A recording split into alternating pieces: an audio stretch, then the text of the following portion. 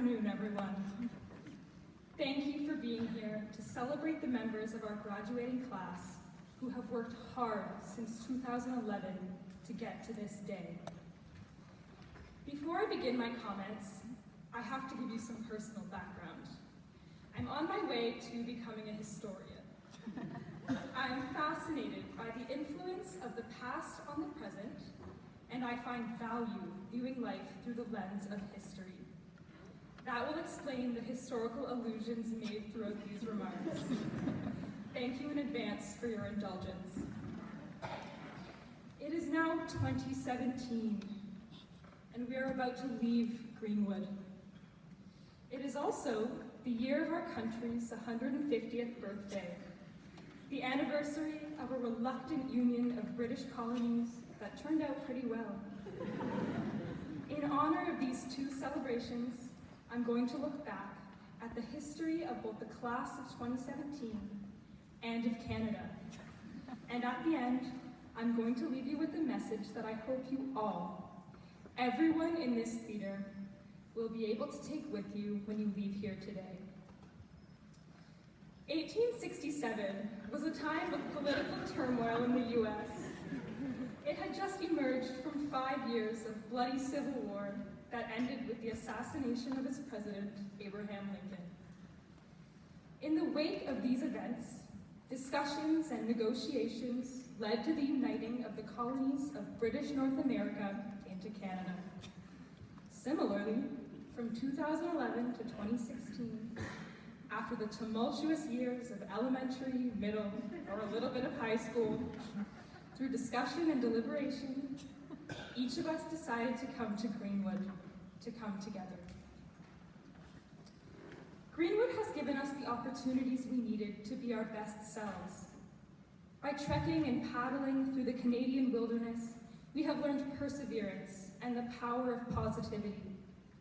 Through our integrated community service program, we have learned what it means to give what we can to help other people.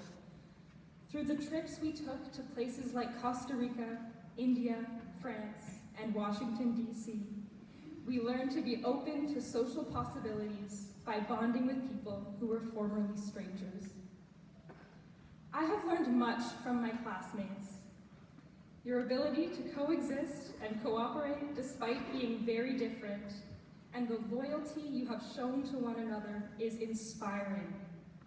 The help and encouragement that I have received from you over the years, inside the classroom and out, has allowed me to achieve some of my largest goals. I cannot thank you enough. Just as the former colonies, after Confederation, became interconnected in their institutions and trade, the lives of the members of the class of 2017 at Greenwood became interconnected through our classes, excursions, and organizations. We also became a nation, a tight-knit community of bonds and connections that I believe is unique to Greenwood.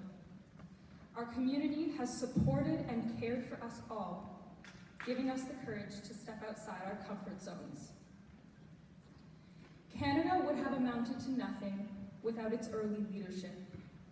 At Greenwood, our Johnny MacDonalds, George Browns, and George-Etienne Cartiers have been our teachers. When I asked some of my classmates what the highlight of their Greenwood experience was, everyone said the teachers. The teachers have consistently communicated their desire for us to succeed, and they have shown their ability and capacity to help us, and their willingness to be there when we needed them. Indeed, I was inspired and engaged by the teachers in every single academic department in which I studied. For their help, their relatability, and their interest in us as individuals, thank you, teachers, from all of us. There is one more group of leaders that I must thank on behalf of my classmates, our parents, from taking us to school or practice, helping us with our homework, or just being there when the workload and pressure became too much. Our parents were always there for us. When I discovered my love of history, my parents took me to see the college I wanted to attend to study American history, to my interview for a summer job in the field, and to see the sights of 10 American Civil War battlefields. Thank you, Mom and Dad. Thank you, parents. Today, we are breaking away from what we have known. Just as Canada removed itself from Britain's constitutional umbrella in 1982, our class is separating from the institutional authority we have known for so long.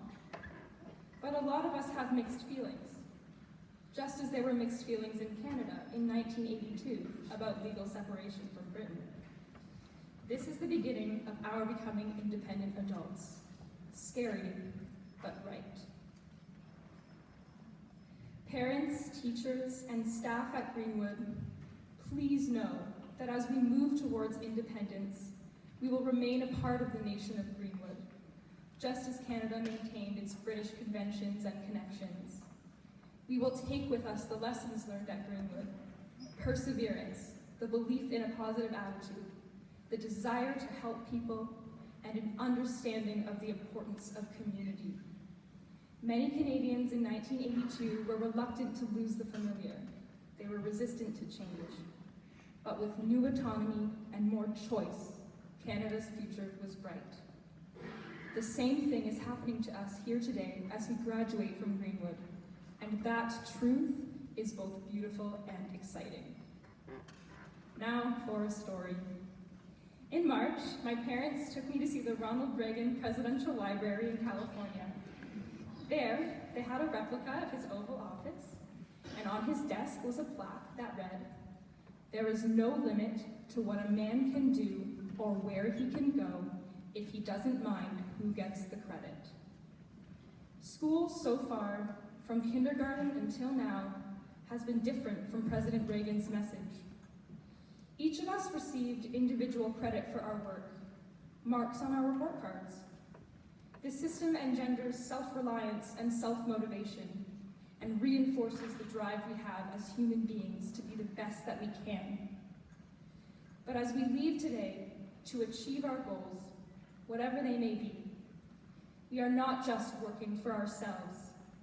We are going to be focused on changing the lives of others for the better, whether doing medical research to save people, volunteering in a way that directly changes another person's life, or providing support or services to other people through our careers.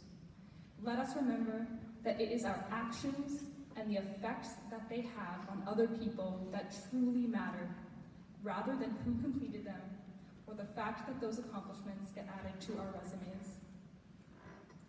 Like the Fathers of Canada working towards Confederation, truly believing that Canadians would have a better life through that union, or Pierre Trudeau, wanting Canadians to have an enhanced ability to challenge the policies and actions of our government through the advent of the Charter in 1982. Let us focus on who we can help and what we can do to change the world for the better, rather than seeking a place for our likeness on the front of the $100 bill. Thank you all very much for listening, and once again, congratulations to the class of 2017.